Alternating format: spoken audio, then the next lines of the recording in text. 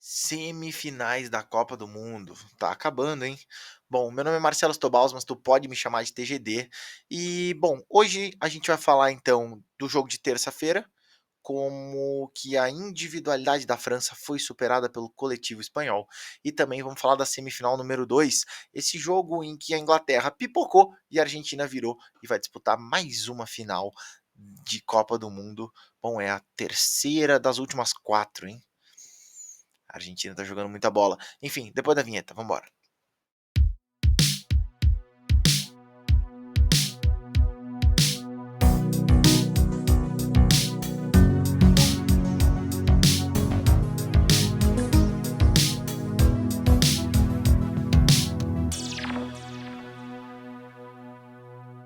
Bom, vamos falar então como que o coletivo venceu o individual. De fato venceu, né? Lá no AT&T Stadium em Arlington, no Texas, a França então foi derrotada pela Espanha por 2-0. Tá aqui do meu lado o resumo do jogo pra gente dizer então que, bom, o Mikel Oyarzabal bateu o pênalti sofrido pelo Lamine Yamal, cobrou o pênalti muito bem cobrado, aliás.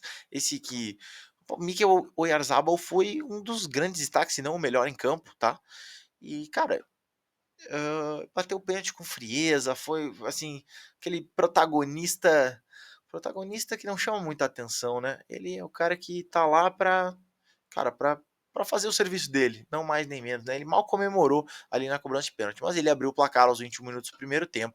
Aí também o Pedro Porro, com 12 minutos lá da segunda etapa, fez uma belíssima tabela com o Dani Olmo, que jogadaça, aliás, e fez o 2-0. E o Lamine Yamal, cara, 3 minutos depois, ainda fez um terceiro gol, mas foi anulado ali pela pontinha da chuteira, que ele tá um pouquinho impedido ali também, né? Mas enfim, cara, a impressão que dá falando dessa primeira semifinal, a impressão que dá é que a França entrou em campo assim, não vou dizer assim se achando favorita, mas achando que faria o gol a qualquer momento. Ia fazer o gol a qualquer momento, porque eles faziam em todos os outros adversários, a França fez o gol na hora que quis. Jogou a hora que quis, fez o que queria, né? Então assim, cara, a impressão que dava é que o Olise, o Dembélé, o Barcola, o Mbappé, todos eles estavam ali em campo, assim, a gente, cara, o gol vai sair a hora que deu. E não deu, cara. Não saiu, não chegou essa hora. Por quê? Porque era muito assim, toca no Dembélé, toca no Barcola, toca no Mbappé, mas nenhum deles se conversou. Esse quarteto que funcionou tão bem ao longo da Copa, ele não funcionou nesse jogo contra a Espanha. Méritos da Espanha, por óbvio, soube anular essas individualidades. Só que essa é a questão. Sem as individualidades, a França não funciona como um mecanismo. E isso acho que até surpreendeu muita gente. Mas assim, o mecanismo da França estava muito. E é um estilo de jogo, obviamente, do Didier Deschamps, dessa Copa do Mundo, mas que o time, o mecanismo do time, a mecânica do time, estava organizada para que as individualidades se sobressaíssem. A Espanha, com o seu estilo de jogo, acabou não permitindo que essa mecânica funcionasse. Então as individualidades foram muito bem anuladas. Pô, dá para dizer que o Rodri jogou muito futebol, anulou o Olise. Os próprios zagueiros, né, o Laporte e o Cubarsí fizeram uma grande partida, marcando o Mbappé, tentando diminuir esse espaço, né? Então, assim, são dois zagueiros que já enfrentaram muitas vezes o Mbappé, né? O Laporte, por vezes, né, no Manchester City teve um duelo com o Paris Saint-Germain, propriamente o Cubarsí, que joga no Barcelona, né? Então ele tem essa, né, ele tem esses enfrentamentos com o Mbappé mais frequentemente, né, nos clássicos entre Real Madrid e Barcelona. Então, cara, isso acontece bastante, né? Eu citei o Laporte na época do Manchester City, mas o Laporte também, na época, né, atualmente joga no Atlético Bilbao, então também enfrenta o Real Madrid, então também eles têm essa ideia de como parar o Mbappé. Então isso, diminuindo esse espaço do Mbappé, a França até tinha campo para avançar, mas não tinha espaço, né? Isso chamou bastante atenção. Enfim, ainda do lado francês da força, cara, a gente precisa falar que a defesa, cara, o Koundé muito abaixo, o Pamecano, assim, E o Upamecano não foi abaixo, tá? Ele realmente se salvou no primeiro tempo e ele acho que talvez foi o único que não permitiu que a Espanha se criasse ali naquele miolo de zaga da França. Mas Saliba muito abaixo. O Digne, então, né? O Digne, cara, que lateral esquerdo, assim, ó. É um baita lateral esquerdo, tá? Ele é um bom lateral esquerdo, mas talvez desse time da França seja o que deixe mais a desejar. E, cara, o pênalti que ele faz, o pênalti que ele comete no Yamal, assim, tudo bem, o Yamal foi gênio na jogada, porque ele se joga na trajetória da bola, encosta nela primeiro, né? Sabendo já, tu pode olhar pelo replay que ele tá sabendo que ele vai levar um chute, então ele já fecha o olho, já se protege e acaba sofrendo, né? Ele leva o chute, sofre a penalidade. E, cara, o Lucas Digne foi muito juvenil no lance, credo, cara. Então, assim, o que a Espanha teve de inteligência tática talvez faltou um pouco para a França, né? Talvez, e como eu disse, o Upamecano talvez tenha sido o único defensor da França que se salvou ali, que conseguiu afastar bolas, que conseguiu estar com a cabeça no jogo, mentalidade de semifinal. Não é aquela mentalidade que eu comentei no início do vídeo, de o gol vai sair a qualquer momento, a gente joga, a gente é a França, a gente é a melhor seleção da Copa. Ninguém ganha na véspera, né? Eu já falei isso em outros vídeos. Ninguém ganha de véspera e de fato dessa vez. França, que por muitos era favorito, na minha opinião, não existia favorito, era realmente algo muito igual. E, bom, venceu o coletivo, né? Não venceu o individual. Ainda falando da França, cara, o tic-tac da França, o tic-tac espanhol envolveu os volantes, os zagueiros e o próprio Didier Deschamps, né? Então, assim, a Espanha amarrou esse time francês a ponto do melhor ataque da Copa não conseguir produzir nada. A Espanha simplesmente não correu perigo no jogo, mesmo tendo lá Dembélé, que é melhor, um dos melhores jogadores do mundo, se não o melhor, né? O Olise, o Barcola, o Mbappé. Cara, esse ataque não produziu nada, tá? Não produziu nada. Então, assim, falando das individualidades da Espanha, pelo coletivo espanhol que destacou de fato as individualidades, cara, já citei o Cubarci, o Laporte, os zagueiros, Cucureja fez uma partidaça, Pedro Porro, para mim, o melhor em campo, mas podemos votar lá no Mikel Oyarzabal também como melhor em campo. Genial, partida extraordinária, ajudando, voltando, né, para ajudar a marcação, não sendo aquele centroavante aipim, né, plantado lá na frente. Então, cara, Rodri jogou muito futebol, camisa 16, capitão dessa seleção espanhola. O Alex Baena talvez tenha sido o mais abaixo, mas, cara, ele também puxou alguns contra-ataques, fez. E, bom, Lamine Yamal cara, foi gênio na jogada do pênalti ali, fez o seu gol, estava anulado, como eu disse. E, bom, a Espanha, de forma concreta, de forma organizada, de forma mecânica, sem errar muito, né, cometendo pouquíssimos erros, conseguiu superar então essa França, que era a mais temida da Copa. E a Espanha vai jogar a final então contra, eu nem vou botar aqui os próximos jogos, eu vou deixar isso pro final da resenha. Uh, para dar esse mistério da final, todo mundo já sabe, mas então a Espanha né, passou pela França e vai jogar contra a Argentina. Por quê? Porque a Inglaterra pipocou e a Argentina virou o jogo em questão de 6, 7 minutos. Bom, trocando o resumo do jogo aqui, para a gente falar então que o Anthony Gordon abriu o placar com 9 minutos do segundo tempo.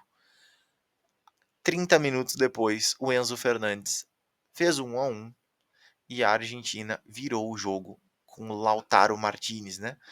Lautaro, que no espanhol o sobrenome significa garrão forte. É quase como uma ave de rapina, algo voraz, feroz. E foi assim mesmo que o Lautaro entrou no jogo e virou a partida para a Argentina, né?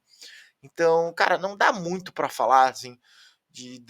Pode reparar que os gols aconteceram, as jogadas aconteceram, as principais jogadas do jogo aconteceram no segundo tempo. Por quê?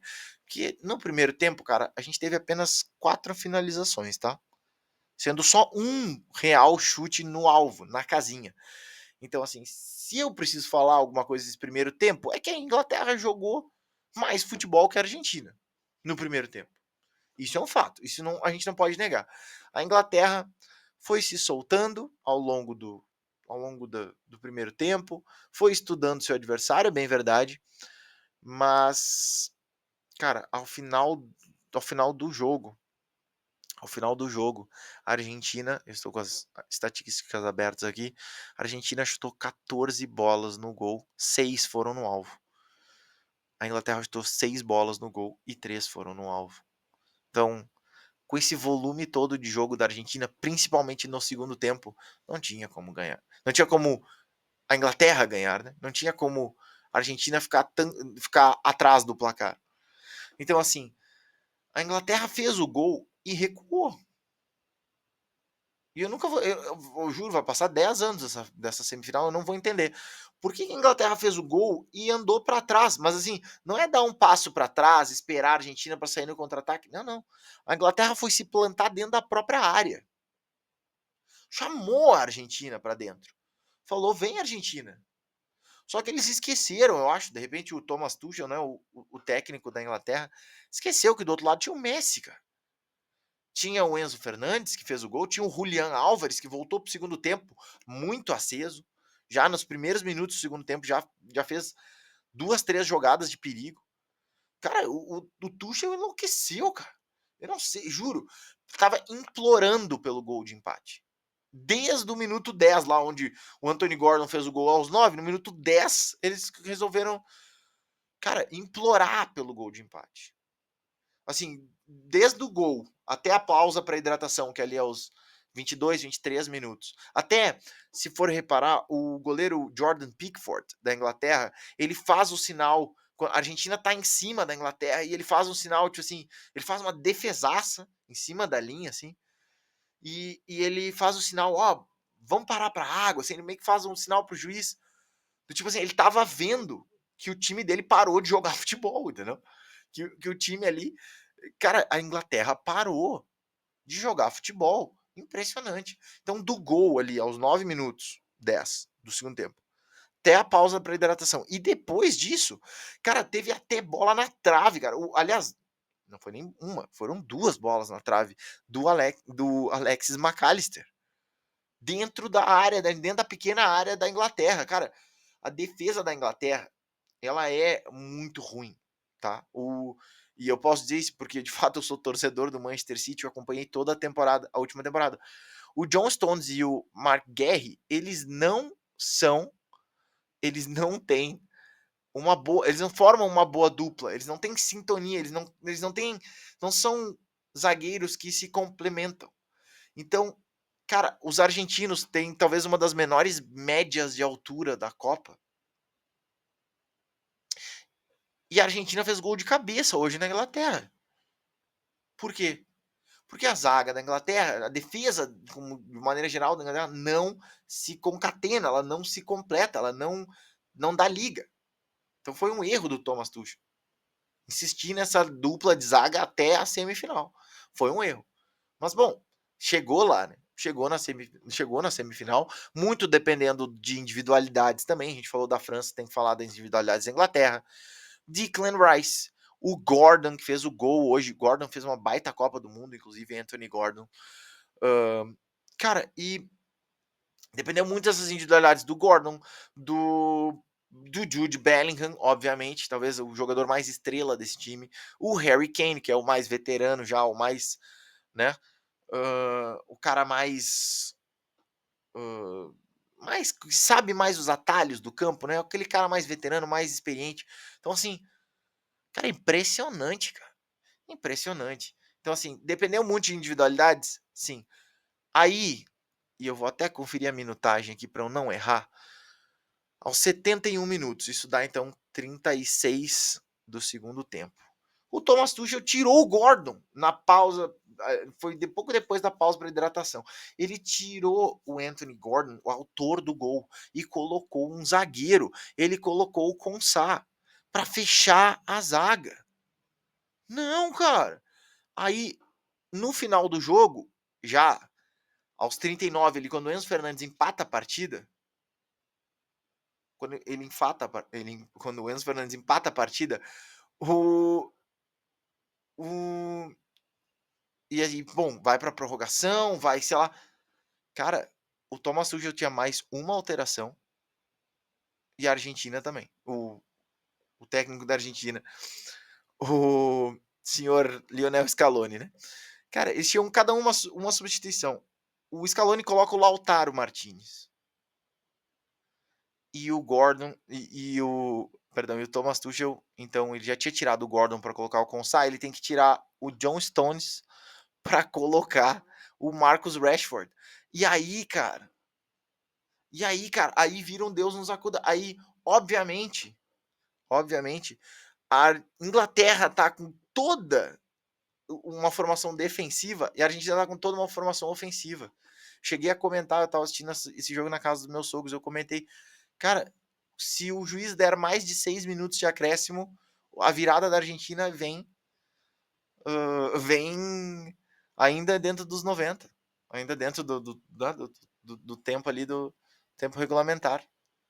Cara, que bizarro. Saiu com 1 minuto depois, né? 1 minuto do acréscimo, aos 46. Lautaro, então, sozinho dentro da área, né? Por trás de todo mundo, foi lá e fez o gol que decretou, então, a virada da Argentina. E aí, o, foi um gol de cabeça, e aí a gente pode dizer, né? A música da Argentina, El que no salta, é um inglês. Não saltaram, né? O John Stones nem alcançou a bola, e o Lautaro fez o gol. Aí sim, aí sai o John Stones para a entrada do Rashford. E aí, aí quer fazer milagre, né? Aí foi todo mundo para ataque, aí foi bola jogada de qualquer jeito. E esse não é o jogo da Inglaterra, né? Também precisa ser dito. Não é o jogo da Inglaterra. A Inglaterra não conseguiu empatar. E esse jogo aconteceu lá no Mercedes-Benz Stadium em Atlanta. Vocês vão se lembrar de um certo Super Bowl com o Atlanta Falcons? Bom, a Inglaterra é o novo Atlanta Falcons de Atlanta, né?